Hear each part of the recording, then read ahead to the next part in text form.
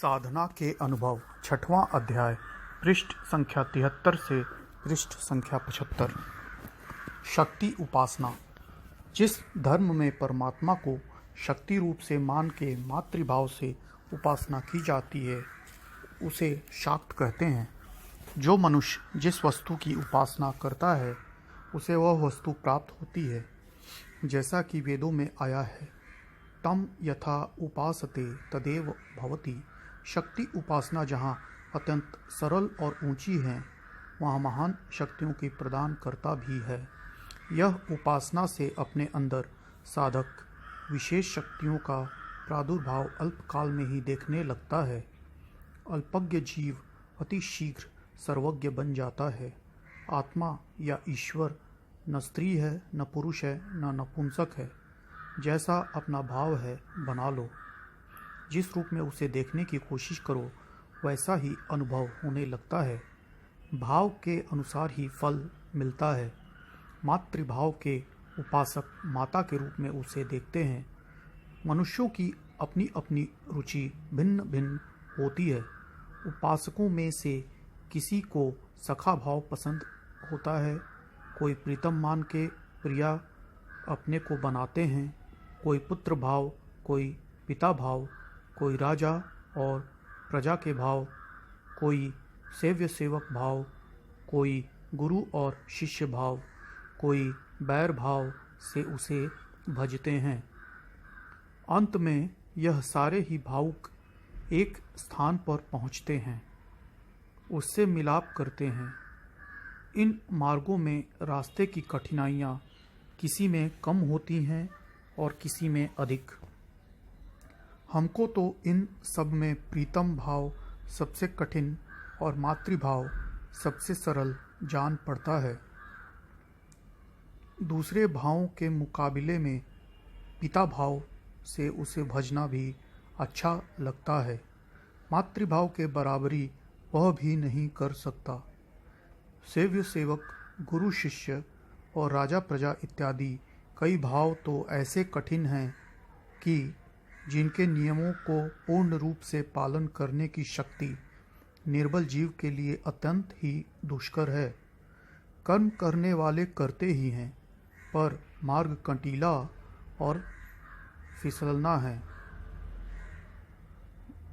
जिसमें कदम कदम पर ठोकर लगने से डर रहता है। सखी भाव या प्रियतम भाव इसमें भी संकीर्ण है। शरीर में पुरुष चिन्ह रहते हुए हर समय उन्हें खुली आंखों से देखते हुए अपने को स्त्री मान के पूर्ण रूप से विश्वास ले आना सर्वसाधारण का काम नहीं है। करोड़ों ऐसे भक्तों में से एक दो ही ऐसा निश्चय कर सके होंगे। हाँ, ऐसा संभव है कि इन भावुकों का दूसरा जन्म स्त्री शरीर में हो और वहाँ पहुँच के यह अपनी कमी को पूरी कर लें। प्रिया प्रियतम भाव में स्त्रियां ही पूर्ण सफल हो सकती हैं। श्री मीराबाई के लिए सुगम था। दयाबाई इत्यादि स्त्रियां भी सरलता से इस भाव में सफल हो सकी थी, पर पुरुषों की ऐसी निश्चयात्मक बुद्धि ले आना कि हम मर्द नहीं बल्कि सचमुच औरत ही हैं, हम तो बड़ा कठिन समझ रहे हैं। इसलिए हमने कहा कि यह प्रिया प्रीतम भाव सब भावों से मुश्किल है। दूसरे प्रकार के भावों के भावुकों के लिए भी कुछ अलग अलग नियम हैं। इनके पालन किए बिना वह अधिकारी नहीं समझे जाते। शम दम जप तप इत्यादि द्वारा जब तक वह अपने को शुद्ध व पवित्र नहीं बना सकते तब तक वहाँ दाखिल नहीं हो सकते। इस मातृभाव के उपासकों के लिए कोई भी नियम नहीं है। उनकी ओर दौड़ना, केवल दौड़ना, गोद में चढ़ने के लिए रोना और बिकलना, इतना ही इस मार्ग में करना होता है। मल मूत्र में सने हुए पुत्र को भी किसने माता की ओर से जाने से रोक पाया है? वह हमारी है और हम उसके हैं।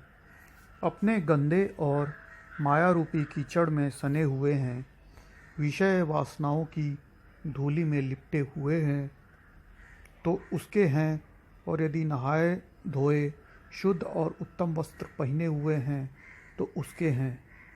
हम अपने को क्यों धोवें, अपनी गंदगी को क्यों साफ करें? हम तो ऐसे ही उसके गले लिपटेंगे, उसका स्तनपान करेंगे। उसे ज़रूरत हो, वह अपने वस्त्रों को शुद्ध रखना चाहती हो तो हमारा मल धो ले, हमारे कपड़े बदल दे, नहीं तो हम ऐसे ही उससे लिपट जाएंगे और उसके वस्त्रों को भी कीचड़ में सान देंगे। आह, कितना प्यारा भाव है, कितना ऊंचा और कितना सरल मार्ग है। जीव को अपनी गंदगी का ख्याल ही नहीं, अपने को शुद्ध और पवित्र बनाने का कोई उद्योग नहीं।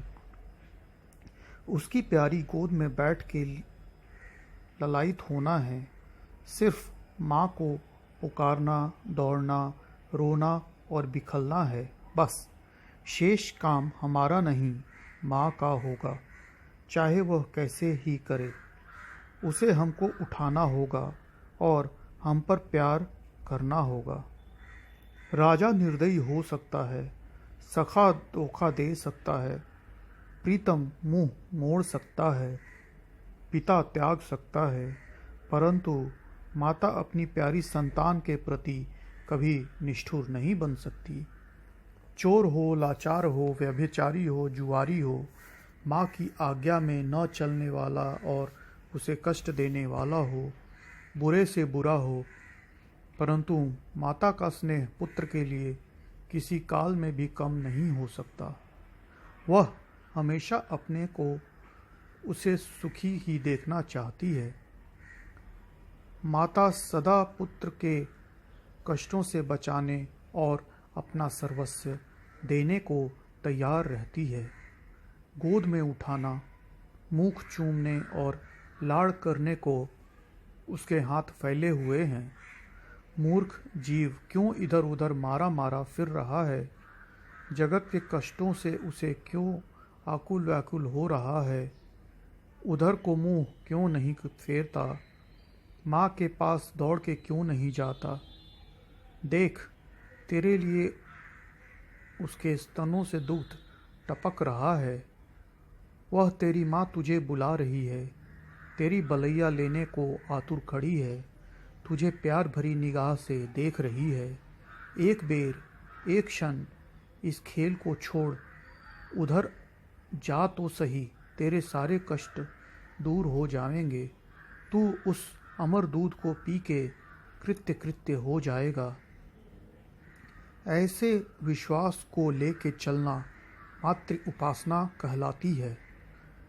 धन्य है वह महापुरुष कि जिनके अंदर ऐसे भाव उदय हुए थे और जिन्होंने इस प्रकार पुकार पुकार के उसे प्राप्त किया था। और धन्य है वह जिन्होंने भेदभाव व अपना अहम श्री जगदीश्वरी माँ के चरणों में समर्पित कर एकत्व लाभ लिया था। वास्तव में उसका सच्चा आशीर्वाद ऐसों के लिए ही होता है। वेद भी यही स्तुति करता है।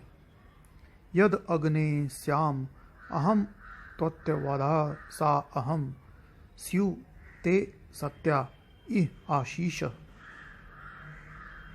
हे तेजस्विनी, जिस दिन मैं तू हो जाऊंगा और तू मैं हो जाऊंगी, तभी तेरे आशीर्वाद सच्चे उतरेंगे। श्री श्री परमहंस रामकृष्ण देव जी ने से किसी ने पूछा, भगवान, मनुष्य का क्या कर्तव्य है? उत्तर दिया, केवल पुकारना और न आने पर रोना। बोले, देखो, बिल्ली अपने बच्चों को एक स्थान पर बैठाल घूमने चली जाती है। वह आपस में खेलते रहते हैं। जब भूख सताती है तो मियाऊं मियाऊं करके माँ को पुकारते हैं। माँ उनकी आवाज़ सुन के आती है, चाटती है, दूध पिलाती है, फिर मुंह में दबा के एक दूसरे स्थान पर छोड़ आती है। बच्चों का कर्तव्य पुकारना तक था। आगे उनकी माँ का कर्तव्य हो जाता है।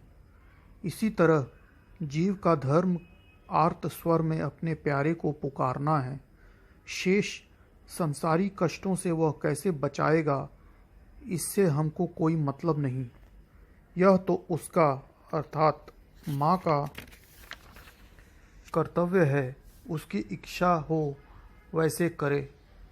कितनी प्यारी युक्ति है, कैसा निर्विघ्न समर्पण। माँ कितनी ही बड़ी अधीश्वरी क्यों न हो, वह रत्नजटित राज सिंहासन पर विराज रही हो, दिव्य वस्त्रों को धारण किए हुए हो, राज द्वारे पर संगीनों के पहरे लगे हों, दास और दासियां सेवा कर रही हों, पर पुत्र को उसके पास जाने से कौन रोक सकता है। मैले कुचैले पुत्र के लिए भी वह उसका हृदय न द्रवे, आलिंगन करके उसके हाथ न फैले, यह हो ही नहीं सकता। जीव एक बार थोड़ा उधर की ओर झुके तो सही, आगे वह स्वयं ही आकर्षण कर लेगी, वह अपनी शक्ति से खींच लेगी। कुछ करना नहीं पड़ेगा, तुम्हारे विकारों को वही आद्या शक्ति दूर कर देगी, तुम्हें उत्तम वस्त्र पहना देगी। यही शक्ति साधना है।